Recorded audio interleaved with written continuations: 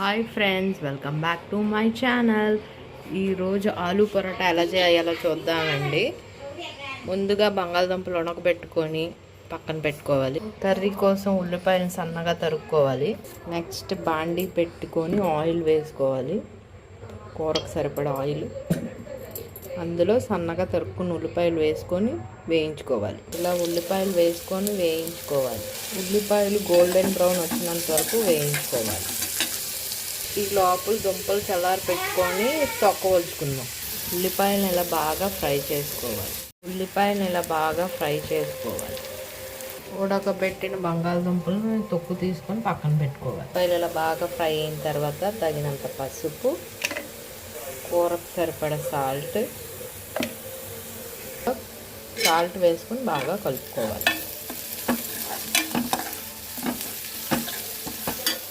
ఇలా దుంపలన్నీ తొక్కు తీసుకొని పక్కన పెట్టుకోవాలి.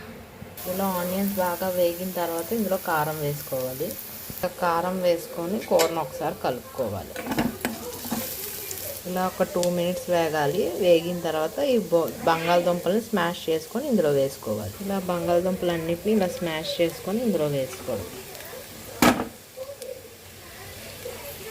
వేసుకొని ఒకసారి కూరను కలుపుకోవాలి. ఒక 5 minutes వేగితే కర్రీ రెడీ అయిపోయినట్టే. ఫైనల్గా కొంచెం కొత్తిమీర వేసుకొని స్టవ్ ఆఫ్ చేసుకోవడం. పొరోటా ఎలా తయారు చేయాలో చూపిస్తాం. ఇలా చపాతీలా పాముకొని ఇందులో ఎంత స్టఫ్ కావాలో అంత ఫిల్ చేసుకోవాలి. స్టఫ్ వేసుకొని ఇలా ఫోల్డ్ చేసుకొని మళ్ళీ దీన్ని చపాతీలా పాముకొని కాల్చుకోవాలి. ఇలా చేసుకొని పెనం మీద వేసుకొని 2 వైపులా కాల్చుకొని ప్లేట్లోకి తీసి సర్వ్ చేసుకోవాలి. ఫైనల్గా ఆలూ పరోటా అయితే రెడీ అయిపోయిందండి. నా పరోటా కానీ మీకు నచ్చినట్టయితే లైక్ చేయండి, షేర్ చేయండి and subscribe to Nandana Vaishnavi, the Joy of life.